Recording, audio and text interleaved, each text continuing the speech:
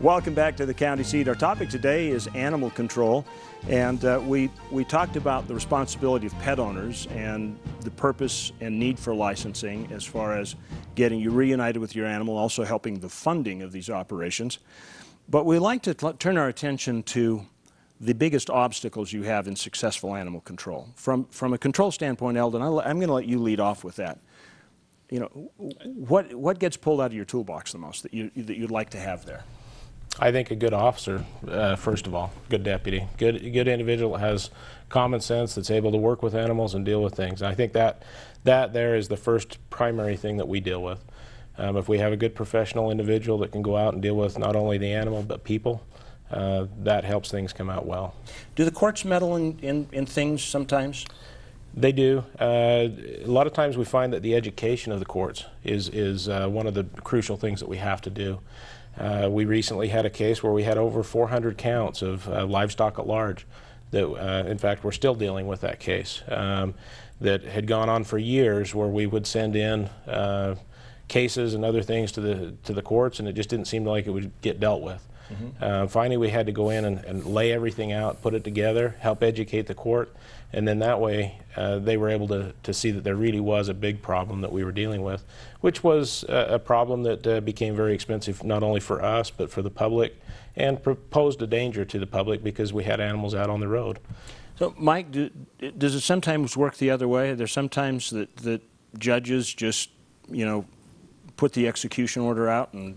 Yeah, we've actually seen that, and I've worked with a number of different judges on that. And again, going back to what we talked about, that you know, there's really very few bad animals. There's just some bad owners. But the courts get tired of seeing these people in their courtroom over and over again, and eventually they order the animal euthanized. And the animal's not a bad animal. It's not vicious. May be a nuisance because the owners are just not taking care of it. So I've gone back to the judges and said, you know, rather than euthanize this animal, let me find a responsible home for it. Even if it has to be out of state, let's find a responsible homeowner, or a pet owner, excuse me, for the animal, and let's let it live its life out. There's nothing wrong with this animal. Go ahead and punish the people. I won't interfere with that, but let me save the animal. But you're not suggesting euthanizing the owner, though, right? I wouldn't suggest that. Okay. We're not going that far yet, are we? No, not yet. So the feral populations, it starts with you know, your tomcat out, your pet cat out on the prowl, and then pretty soon there's a batch of kittens, and then that's a batch of cats. Well, there's a mindset amongst a lot of people that, especially with cats, that they should be outdoor cats. We recommend against that. I don't know what stance you take, Mike, on that, but we recommend across the board that all cats be kept indoors, partly because of this problem. And when you go back to the fact that most people do not spay or neuter their cat, then you compound the problem by letting them outside. Now you've made the problem worse. Why would you do that? I mean, if you know, why would you say, if I get a dog, I'm going to neuter the dog, but not the cat? I don't get that. It's a hard one for us to figure out.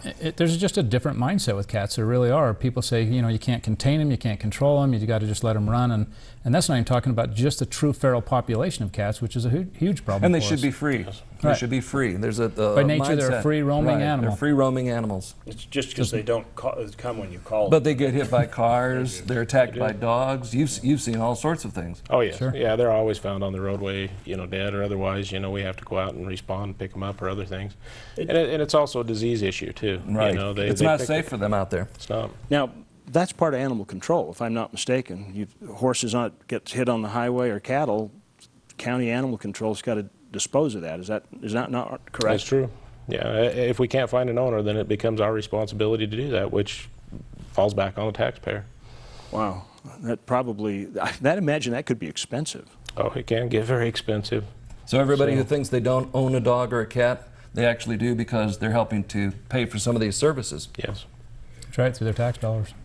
All right, we've got about 30 seconds. One quick question. Are there feral populations that are challenging you besides cats?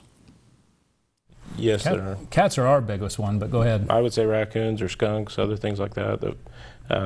Well, I guess they aren't necessarily feral, but they are a population that give us problems.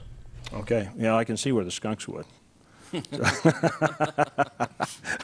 I bet you don't like those calls, do you? These people are trained. They can be tricky. They can be tricky. These are trained professionals. Yeah, I see the full radiation suit when you go out on a skunk call. All right, well, stay with us. We'll be back with more of the County Seat. We will be talking about animal control. We are going to find out what some of the most unusual animal cases are that have come across the animal control officers when we come back. Stay with us. There's no need to travel far to find that perfect family adventure.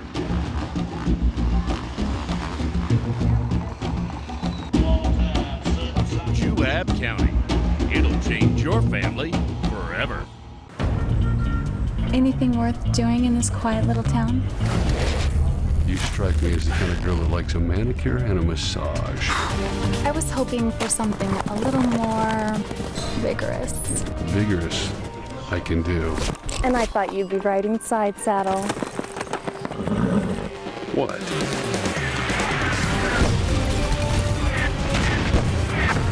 I'm gonna regret this.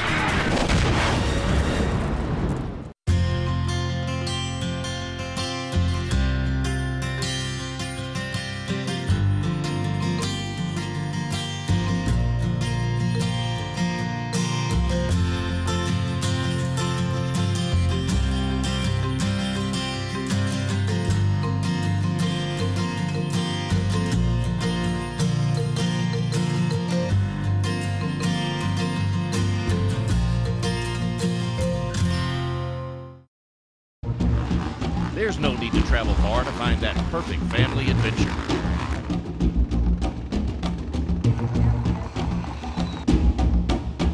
Juab County. It'll change your family forever.